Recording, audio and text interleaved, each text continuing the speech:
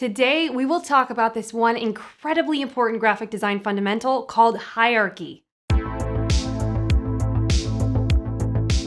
Without hierarchy, designs look dull, boring, and most importantly, they don't accomplish their goal, which is attracting the right person and getting them to receive the right message from your design.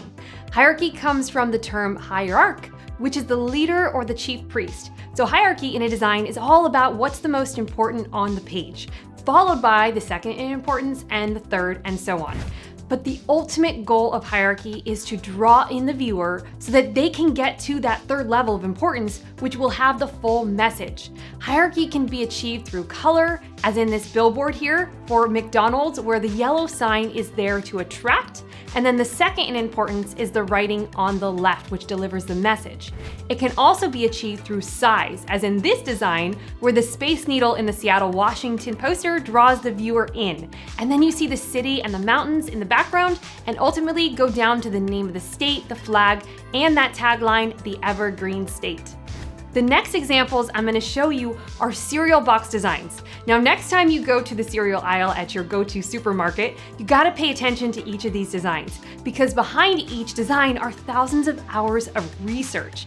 We're gonna take two examples, and these are some of the most sold cereals on the market. Captain Crunch, and perhaps then the most iconic cereal mascot, Tony the Tiger with Frosted Flakes.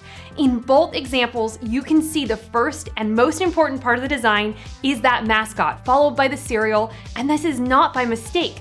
These cereal designs have two purposes: attracting parents and kids. If you notice, the mascots in both examples are looking down to look at the kids as they walk down the aisle trying to decide what cereal to choose. They're meant to engage in a visual way with these kids with eye-to-eye contact. Then right below we have the cereal, which is always made to look super delicious. So in this example, it's also worth to notice how they add strawberries to the front, but we know that they don't come with strawberries. In fact, these strawberries are really big, and that is because red attracts and is perhaps the most important color to use here.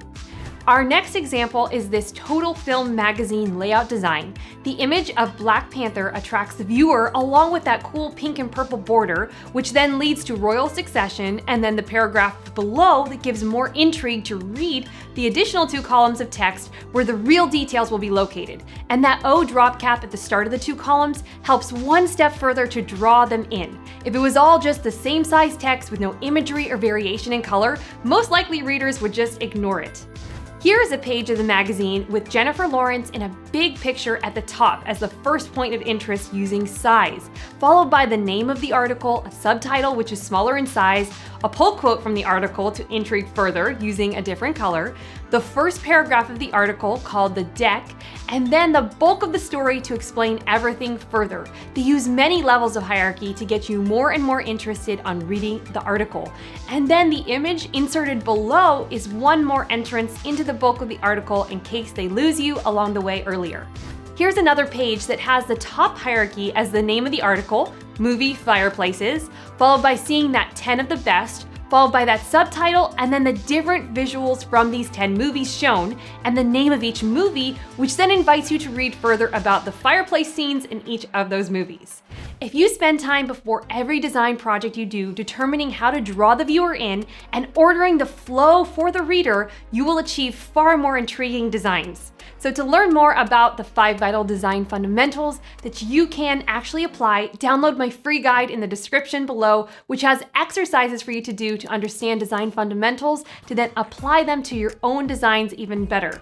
Thank you so much for watching this video. If you feel you got any value, please give it that thumbs up and subscribe to not miss other videos similar to this one. I'll see you next time.